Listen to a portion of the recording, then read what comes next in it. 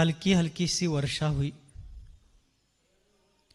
और थोड़ी सी बरसात के कारण भी वातावरण का संताप कम हो गया, तापमान कम हो गया। यदि सिर्फ बादल छाने से और हल्की बरसात से भी लोग गर्मी से इतनी राहत पाते हैं, तो जिनके जीवन में जिनवानी की मूसलाधार बरसात हो रही है, शुद्धोपयोग के बादल बरस रहे हैं, उनका जीवन कितना संतृप्त हुआ होगा, कितना आनंद कंद बना होगा, इसका अनुमान ही अपन कर सकते। आचार्य पूज्यपाद जी महाराज ने कहा, आनंदो निर्दहत्युद्धम कर्मेंधन मनारतम न चासौ खिद्यते योगी बहिर्दुखेश्व चेतन। वह योगी जो अपने आत्म साधना के कारण शुद्धोपयोग के माध्यम से अतीन्द्रिय आनंद का पात्र बनता हुआ सतत आत्मतल्लीन है, उसके जीवन में पूर्वोपार्जित कर्म के उदय से किसी भी प्रकार के कष्ट के प्रसंग, उपसर्ग परिशहों के प्रसंग भी आ जाए, तब भी वह खेद खिन्न नहीं होता है। वह खेद के बजाय भेद को देखता है। कौन सा भेद देखता है? स्वपरांतरम, स्व और पर में क्या अंतर है। आत्म तत्व के अलावा विश्व का परमाणु मात्र परद्रव्य मेरा नहीं है। मैं अज्ञानवश, अपनी ही गलतीवश, अपनी ही भूलवश अनादिकाल से आज तक ये मेरा है, वो मेरा है, इतना मेरा है, उतना मेरा है, यहां से मेरा है, वहां से मेरा है, यह सब करता आया हूं। लेकिन इस धरा का इस धरा पर सब धरा रह जाएगा। क्या साथ में कुछ जाने वाला है? आमचे धर्मसागर महाराज नेहमी म्हणतात, असं कुठं झालंय काय की अमुक गावातला आज्जा जाताना ऊसाचं बिल, सोयाबीनचं बिल पाकच घेऊन गेला, अमुक गल्लीतली आजी जाताना बिलवर, पाटल्या, चप्पल, हार, गोळदाळी याला तोंड वादळ, असं झालंय कुठं? कन्नाग हक्किंद भंगार सुद्धा संगाट बरांगेल, एक यार हकांगेल हांगे का घालत्यात नाही। आचार्य कहते हैं कि हमने ही ये मेरा है, ये तेरा है, ये अपना है, पराया है, इस प्रकार मोहवश सब किया, लेकिन आते समय कुछ लाए नहीं थे, जाते समय कुछ लेकर के जाना नहीं है। तो साधक खेद खिन्न होने के बजाय भेद से भिन्न हो जाता है, परद्रव्यों से अपने आप को भिन्न कर लेता है, भाव कर्मों से, द्रव्य कर्मों से, नो कर्मों से, और इस स्थिति में उसको कोई कलमश नहीं रहता है। आज हजारों लोग यहां कुंतलगिरी में आकर जा रहे हैं, रोज के रोज हजारों लोग, लेकिन उन क्षपक राज को मन में कभी विकल्प नहीं आता कि वो आया होगा क्या नहीं, उसने मुझे नमोस्तु किया क्या नहीं। क्योंकि मित्रानुराग यह सल्लेखना व्रत का एक अतिचार है। कोई विशिष्ट व्यक्ति आकर के मुझे मिले, हां किसी को उपदेश देने के लिए, कुछ प्रेरणा देने के लिए जरूर वे उस प्रकार का संदेश देते हैं, दे सकते हैं, किंतु रागवश, स्नेहवश, मोहवश नहीं, धर्म वृद्धि के लिए। आज सुबह से उन क्षपक राज ने वहां समस्त मुनियों को यही आशीर्वाद दिया है कि आप सबको भी शीघ्रातिशीघ्र आत्म सुख की प्राप्ति हो। जो जो महानुभाव उनके पास वहां सेवा दे रहे हैं, उनको यही आशीर्वाद दिया कि आप लोग भी शीघ्रातिशीघ्र रत्नत्रय स्वरूप मोक्ष मार्ग को धारण करें। आज चारुकीर्ति भट्टारक जी आए थे, श्रवण बेलगोला तीर्थ क्षेत्र, विश्व वंद्य वह देवभूमि। आज वहां के विद्यमान भट्टारक चारुकीर्ति स्वामी जी आए थे, इनकी उम्र वर्तमान में रिसेंटली 24 वर्ष चल रही है, 24 वर्ष रनिंग उम्र है उनकी, लेकिन शांत, धीर, वीर, गंभीर और विजनरी व्यक्ति हैं। विजन लेकर के, सामने कुछ लक्ष्य लेकर के धार्मिक, सामाजिक और सांस्कृतिक उत्थान के लिए इस अल्प उम्र में भी बहुत बड़ा प्रयास करने वाले वे भट्टारक, पिछले वर्ष हम चातुर्मास के लिए वहीं पर थे। ये जून महीने का आज अंतिम दिवस, पिछले 26 जून को हम सभी लोग 26 साधु श्रवण बेलगोला क्षेत्र पर प्रविष्ट हो चुके थे और 27 जून को पहला दर्शन किया था भगवान का। हमने पूरे चातुर्मास में भट्टारक जी की गतिविधियां देखी। मैं दावे के साथ कह सकता हूं कि धर्म पीठ पर भट्टारक कैसा होना चाहिए, तो आज जो चारु कीर्ति भट्टारक है वैसा भट्टारक होना चाहिए। जिनकी दृष्टि में कोई पंथ भेद नहीं है, 13 पंथ, 20 पंथ, कहान पंथ, कोई पंथ भेद नहीं है। जिनकी वृत्ति में, जिनके आचरण में संघ भेद नहीं है कि ये संघ है, वो संघ है, ये मेरा प्रिय संघ है, वो अप्रिय संघ है, इस साधु को आगे प्रमोट करूं, उस साधु की टांग अड़ाऊं, ऐसा कोई पक्षपात नहीं है। आए हुए हर अतिथि का अतिथि देवो भव, इस भारतीय प्राचीन संस्कृति का अनुकरण करते हुए स्वागत करने वाले हसमुख भट्टारक जी। मूर्ति लहान, क्या अभ्यास है वो, अल्प उम्र में भी परिपक्वता के रूप में गंभीर, शालीन, सात्विक, विचारशील मुनिभक्त वे भट्टारक आज यहां पर विदेशों से आने के तुरंत बाद सिंगापुर में एक पंचकल्याणक के लिए गए थे। आते ही तुरंत 14-15 घंटे प्रवास करते हुए सैकड़ों किलोमीटर की यात्रा करके यहां पर आए। वो सिर्फ आचार्य वर्धमान सागर जी, क्षपक राज आचार्य वर्धमान सागर जी महाराज के प्रति उनके मन में जो पिछले चातुर्मास के संपर्क काल से लेकर जो श्रद्धा, आत्मीयता, अनन्य आस्था उत्पन्न हुई थी, महाराज की सादगी, सहजता और सरलता देख करके उनके प्रति समर्पित और पूर्ण रूप से आत्मीय भाव से वे भट्टारक आज यहां पर आए थे। तो उनको अल्पकालीन संवाद में आकर के उन्होंने यहां पर बाहुबली भगवान का गंधोदक लाया था। शपक राज ने पूरी तन्मयता के साथ वह गंधोदक अपने माथे पर ले लिया। इतना ही नहीं, उनको श्रवण बेलगोला के बारे में कुछ डायरेक्शंस दिए। श्रवण बेलगोला तीर्थ क्षेत्र के प्रति कुछ अपने भावाभिव्यक्ति की और अंत में स्वामी जी से कहा कि ये लंगोट उतार कर फेंक दो। लेकिन सजगता इतनी थी, कर्तव्य पूरा करने के बाद, क्या बोले, कर्तव्य पूरा करने के बाद आप लंगोट उतार कर फेंक देना, निर्घ्रंत दिगंबर बन करके ही हम जैसी सल्लेखना लेकर के आप चले जाना। ये वाक्य है उनके। हम सभी लोग थे, सभी ने सुना। स्वामी जी गदगद हो गए। वास्तव में मैं और एक बार वह बात दोहरा रहा हूं कि भट्टारक कैसे होने चाहिए, इसका रोल मॉडल, इसका डेमो देखना है तो श्रवण बेलगोला के चारु कीर्ति भट्टारक पहले के तो थे ही, लेकिन उनकी ही परछाई बनकर के मुनि भक्त स्वामी जी, क्या नहीं है, वैसे ये लोग भी वहां रुके थे, डीसी जैन साहब वगैरह पिछले चातुर्मास में। इन सभी लोगों ने देखा है, आप लोगों ने भी कम ज्यादा रूप में देखा होगा। मुनि भक्ति सीखने लायक है।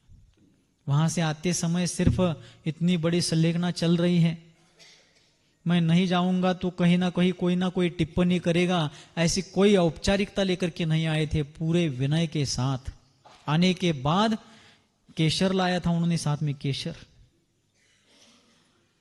इन क्षपक राज के चरणों पर उन्होंने केशर की वर्षा करके उनके चरणों का चरण धूल, चरण रज अपने माथे पर लगाई, क्योंकि आज अंतरराष्ट्रीय तीर्थ क्षेत्र के पीठाधीश होते हुए भी शालीनता, सरलता और नम्रता उनसे सीखने लायक है।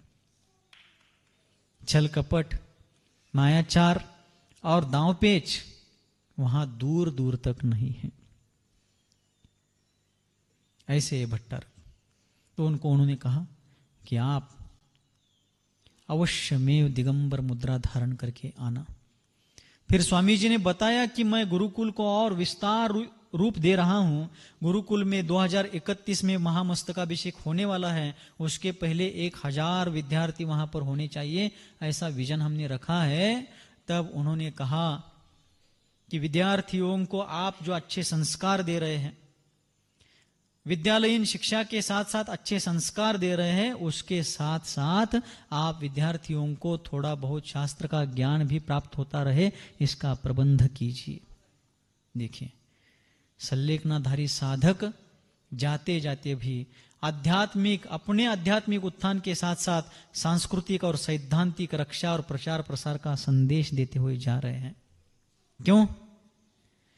माणिक्यानंदी आचार्य देव ने प्रमाण की प्रामाणिकता का वर्णन करते हुए, प्रमाण का कार्य, प्रमाण का फल आदि का वर्णन करते हुए परीक्षा मुख ग्रंथ में प्रमाण स्वपर प्रकाशक होता है, यह प्रस्तुत करते हुए, एक उदाहरण देते हुए एक सूत्र दिया, प्रदीपवत। क्या सूत्र है? प्रदीपवत मतलब दीपक के समान। जैसे दीपक होता है, दिया, दीपक असतो ना, दिवा असतोय की तुमच्या घरात बी आहे वाटतं की, आमचा पोरगाचा महाराज आमचा दिवा आहे. होय. बरीच लोक म्हणतात महाराज आमच्या घरात पोरीच आहे, तो पोरग एखादं झालं असतं तर बरं झालं असतं. मग का म्हणून विचारल्यावर महाराज पोरग झालं तर जरा उजेड पडल का, कुल दीपक, तो दिवा लावणार आहे, आता उजेड पाडणार आहे म्हणून असं म्हटलं जातं. पण माणिक्यनंदी आचार्यांनी सांगितलं प्रदीपवत, दीपक होता है, वह दीपक जब प्रज्वलित हो जाता है तब वह अपने आप को भी प्रकाशित करता है और उसके कार्य क्षेत्र में कवरेज में आने वाली सभी प्रकार की वस्तुओं को भी वह प्रकाशित करता है. वैसे ही जो प्रमाण रूप ज्ञान होता है, सम्यक ज्ञान होता है, वह स्वयं को अर्थात अपने आत्मद्रव्य को भी जानता है और अपने साथ साथ चेतन अचेतन पर पदार्थों को भी जानता है. प्रदीपवत. उसी प्रकार यह धर्मदीप अपने कल्याण के लिए आत्मा को प्रकाशित कर रहा है, लेकिन जाते जाते औरों को भी अध्यात्म का प्रकाश बांटता हुआ जा रहा है, रोशनी फैलाता हुआ जा रहा है. इस प्रकार की यह लोकोत्तर साधना, अध्यात्म की आराधना यहां निरंतर चल रही है. कल भी हम लोगों ने कहा था कि आपका भी पुण्य बहुत तीव्र है कि दूर से ही क्यों ना सही आपको भी उनका दर्शन करने का सौभाग्य मिल रहा है. लेकिन हम आपसे थोड़े से ज्यादा पुण्यशाली है क्योंकि हमें उनके पास बैठने मिल रहा है. थोड़ी बहुत क्यों ना हो उनसे तत्व चर्चा करने का सौभाग्य मिल रहा है. अल्प मात्र क्यों ना हो उनकी थोड़ी सी चरण रज लेने का अवसर मिल रहा है. मैं प्रभु से प्रार्थना करता हूं कि आपका भी पुण्य इतना वृद्धिंगत हो जाए कि आपको ऐसे क्षपकोत्तम के साथ साथ साक्षात अरहंतों का दर्शन, उनके चरणों का स्पर्शन करने का सौभाग्य मिले. क्योंकि जिनेन्द्र देव के स्पर्शन मात्र से भी असंख्यात गुना वृद्धि होती है पुण्य की. लेकिन वह दर्शन आत्मीय दर्शन होना चाहिए. वह दर्शन उन देव शास्त्र गुरुओं का स्वरूप समझ करके किया हुआ होना चाहिए. नहीं तो फिर ये प्रतिमा है, पाषाण की है, सप्त धातु की है, पंच धातु की है, भौतिक दृष्टि से किया गया दर्शन उतना कार्यकारी नहीं होता है. इसलिए साधक आत्महित के साथ साथ जाते जाते औरों के भलाई में भी सहायक बन जाता है. तो यहाँ पर आचार्य महाराज को ऐसा प्रश्न पूछा जाता है कि हे गुरुदेव, हे आचार्य वर्य, जो मोक्षार्थी जीव होता है, मोक्ष का इच्छुक जीव होता है, वह किस बात का आदर करता है? क्या प्रश्न पूछा गया? मोक्षार्थी जीव किस बात का आदर करता है? तब इस ग्रंथराज के 49वीं गाथा, 49वां श्लोक, 3 ही श्लोक इस ग्रंथ के बचे हैं, उसमें से 49वें श्लोक में ज्ञानी जीव, विवेकी जीव किस बात में प्रीति करता है, आदर करता है, इसका वर्णन करते हुए अग्रिम श्लोक कहते हैं. आप लोग भी मेरे पीछे पीछे बोलेंगे. अविद्याभिदुरम ज्योतिः परम ज्ञानमयं महत् तत्प्रष्टव्यं तदेष्टव्यं तद्द्रष्टव्यं मुमुक्षुभिः.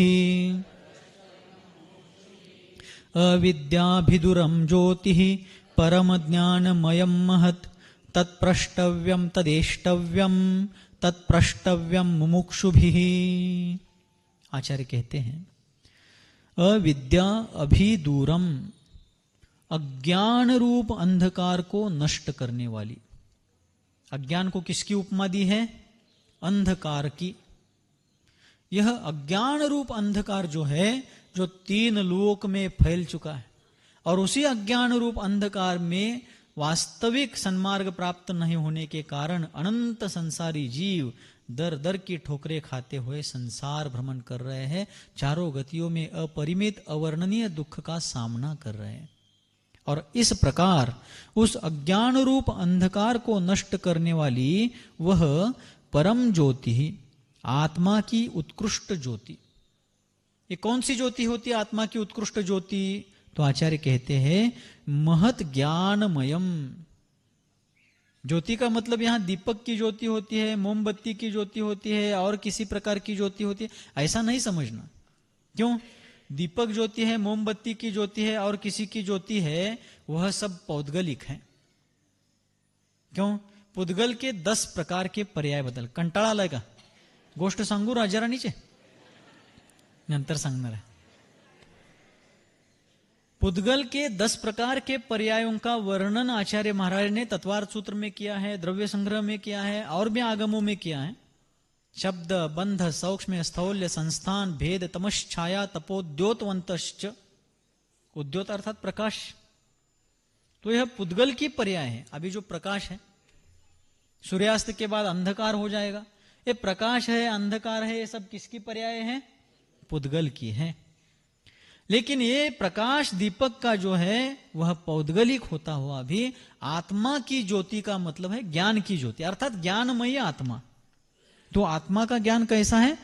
परम ज्ञानमयी ज्योति, अत्यंत पूजनीय, महत ज्ञानमयम, महान ज्ञान स्वरूप वह ज्योति है. मुमुक्षु भी, मोक्ष के अभिलाषी पुरुषों को. मुमुक्षु किसको कहते हैं? कल ही बताया था, शायद एक सूत्र बताया था. महाराज तुम्हाला काल पण सांगितले, विचारायच नाही, काय असेल ते सांगायचं आणि मोकळं व्हायचं. मुमुक्षु किसे कहते हैं? मोक्तुम इच्छुहु मुमुक्षुहु, जो मुक्त होने का इच्छुक है, संसार भ्रमण से, चतुर्गति परिभ्रमण से मुक्त होने के लिए जो निरंतर अभिलाषी है, वह मुमुक्षु है. तो ऐसे मुमुक्षु भी, अर्थात मुमुक्षुओं के द्वारा तत्प्रष्टव्यम, उस ज्ञानमयी ज्योति के विषय में ही पूछना चाहिए. किसके बारे में पूछना चाहिए? कि वह परम ज्ञान, वह महान केवल ज्ञान, वह महान सम्यक ज्ञान किस प्रकार प्रकट हो जाएगा, उसके बारे में ही पूछना चाहिए. तत्एष्टव्यम, उसी को पाने का प्रयास करना चाहिए. किसको पाने का प्रयास करना चाहिए? उसी परम ज्ञानमयी ज्योति को पाने का प्रयास करना चाहिए. किसे? मुमुक्षु भी. जो मुमुक्षु है, मोक्ष के इच्छुक है, उन लोगों के लिए ऐसा कह रहे हैं. आप मुमुक्षु हैं? कौन कौन है? मोक्ष के इच्छुक कौन कौन है? कोणाकोणाला मोक्ष पाहिजे? माडल्यान ब्याड, माडल्यान ब्याड, माडल्यान ब्याड. हात जाम झालेत वे? नाही महाराज, जाम झालं नाहीत, पण लय वर केलं तर पाटल्या बिटल्या आणि तो मागायला लागला तर काय करतो? मागून आम्ही काय करू त्याचं? धर्मसागरजी महाराज एका ठिकाणी विचारले प्रवचनमध्ये, मोक्षाला कोण कोण जाणार आहे? हात वर करा. खचाखच सभा भरली होती. काही लोकांनी हात वर केले, आम्हाला मोक्षाला जायचं आहे. पुन्हा विचारले, स्वर्गाला कोण जाणार आहे का यातलं? राहिलेली जवळजवळ सगळी म्हणली, महाराज नोंद घ्या. स्वर्गासाठी हात वर केले. पुन्हा महाराज म्हणले, नरकाला बिरकाला जायचं कोणाचं काय आणि विचार आहे काय? कोणच हात वर केलं नाही. पण एक बेरकी माणूस असा होता त्याच्यात, त्यानं तिन्हीपैकी कोणताच पर्याय निवडला नाही, गपच बसला होता ते. महाराजांना लक्षात आलं, ते काय भानगड म्हणले, तुम्ही कुठंच हात वर केलं नाही, काय म्हणणं आहे तुमचं? म्हणलं, महाराज खरं सांगू का? महाराज म्हणले, खरंच सांगा. महाराज माझी खरं बघितले तर मोक्षाला जायची इच्छा आहे, पण ज्या वेळेला मी घरात नाही इकडं प्रवचनसाठी येत होतो, त्यावेळेला सरकारमध्ये पण बघा तुम्ही, प्रधान मंत्रालयानंतर सगळ्यात पॉवरफुल मंत्रालय जर कोणतं असते तर ते गृह मंत्रालय. पीएमओ नंतर सगळ्यात पॉवरफुल मिनिस्ट्री जर कोणती असेल तर होम मिनिस्ट्री आहे. म्हणला महाराज खरं सांगू काय? होय खरंच सांगा की. काय म्हणताय? म्हणलं महाराज खरंच माझी मोक्षाला जायची इच्छा आहे, पण प्रवचनला घरातनं येत असताना होम मिनिस्टरचं फरमान निघलंय की प्रवचन झालं की नीट गोल घराकडे यायचं, इकडं तिकडं कुठं जायचं नाही. म्हणताना मोक्षाला जायची इच्छा असून सुद्धा मला महाराज माफ करा, तेवढं घराकडे सोडा मला म्हणाला. खरंच की.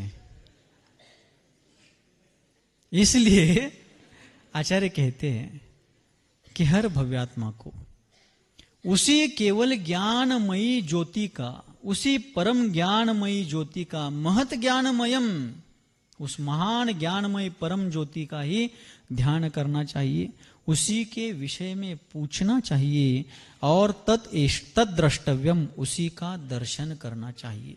समय बहुत हो रहा है. अभी पूज्य आचार्य श्री पवित्र सागर जी महाराज भी पधारे हैं. हमारे ही गुरुदेव सन्मति सागर आचार्य देव के दीक्षित शिक्षित वे शिष्य हैं. ईस्वी सन 2005 में इनकी दीक्षा हुई. 2006 के मस्तकाभिषेक के लिए हमारे गुरुदेव के साथ श्रवण बेलगोला के लिए गए थे. तब आचार्य वर्धमान सागर जी महाराज भी मुनि अवस्था में थे. और उसके उपरांत कुछ काल तक दक्षिण में रह करके फिर आचार्य महाराज का आदेश लेकर के यहाँ विदर्भ मराठवाड़ा परिसर में महाराज जी का विहार हुआ, क्योंकि उनका जन्म छत्रपती संभाजी नगर का है. त्याला आपण एवढे दिवस औरंगाबाद म्हणत होतो. और छत्रपति संभाजी नगर के नगर गौरव होने के साथ साथ गृहस्थ दशा में भी उन्होंने श्रावक अवस्था में प्रतिमाएं धारण करके इस एरिया में अनेक गांवों में, नगरों में, पाठशालाओं के ऊपर बहुत काम किया. आचार्य आर्यनंदी जी महाराज, पूज्य उपाध्याय श्री जयभद्र जी महाराज, इनके मार्गदर्शन में, उनकी प्रेरणा से इन्होंने श्रावक अवस्था में भी बहुत काम किया. गुरुकुलों को संचालित करने के लिए भी अपना योगदान यहाँ के श्रावक श्रेष्ठियों के माध्यम से, समाज के सहयोग से बहुत सारा काम किया था. तो गुरुदेव ने उनको आशीर्वाद देकर के भेजा था कि उस तरफ की पाठशालाओं को, गुरुकुलों को और थोड़ा आप प्रेरित करके ऊर्जित अवस्था तक ले जाइए. उसी आदेश को सिरमौर मान करके ये इस तरफ आकर के काम कर रहे थे. लेकिन अपने ही गुरु भाई क्षपक राज पूज्य आचार्य वर्य श्री वर्धमान सागर जी महाराज वर्तमान पर्याय की सर्वोच्च साधना में तल्लीन है, जानकारी उनको थी. तो उनके जो नियोजित आरक्षित कार्यक्रम थे, समय आरक्षित था, वो सब कार्यक्रम संपन्न करके लगभग 150-200 किलोमीटर का विहार करके वे यहाँ तक आए. तेज गर्मी थी. उनके साथ वाले श्रावक श्रेष्ठियों ने बताया कि 3 किलोमीटर चलना भी उनको संभव नहीं था. उनका स्वास्थ्य इतना प्रतिकूल था. लेकिन मन में एक बार संकल्प हो जाता है, मन चंगा तो कटौती में गंगा, ऐसा कहा जाता है. उन्होंने संकल्प किया, मुझे उस सर्वोच्च साधना के शिखर पर पहुंचे हुए साधक पुरुष का दर्शन करना है, उनकी सेवा करनी है. ये जब मन में ठान लिया तब 30-30 किलोमीटर का विहार करके वे 4-5 दिन में यहां पर पहुंचे.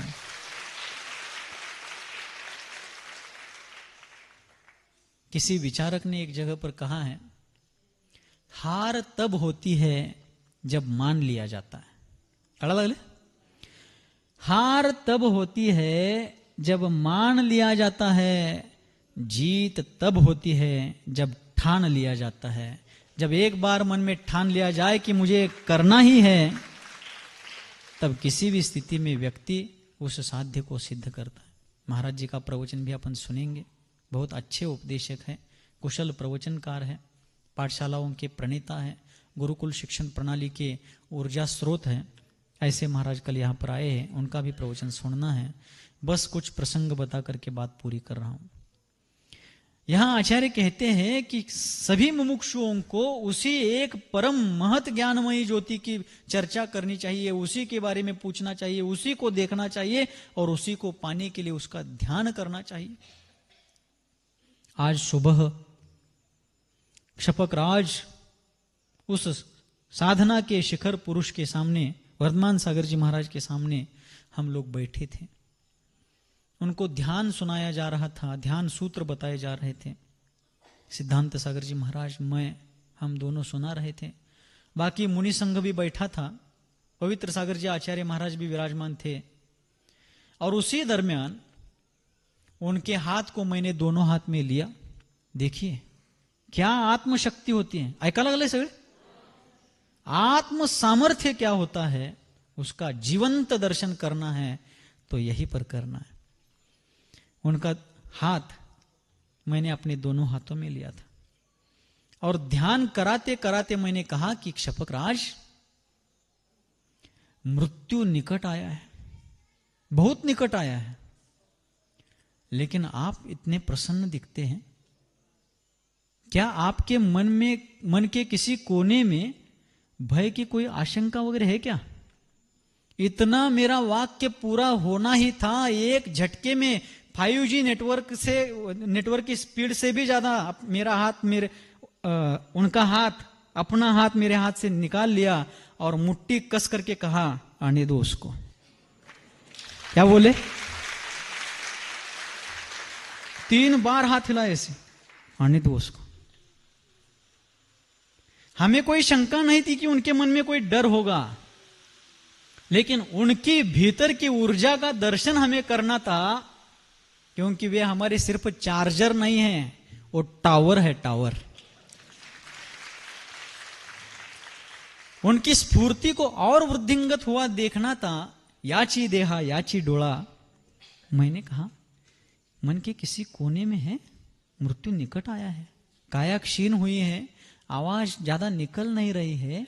क्या मन के किसी कोने में, हमें दिखता तो नहीं है, लेकिन आपके मन के किसी कोने में है भय उस मृत्यु के बारे में?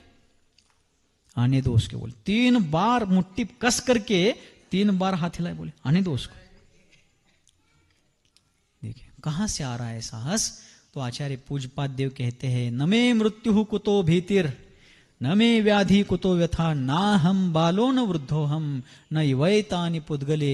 ये जो सिद्धांत है, ये जो वस्तु स्वरूप है, ये वस्तुनिष्ठ ज्ञान है, उस ज्ञान कोश से ही ये साहस प्रस्फुटित हो रहा है।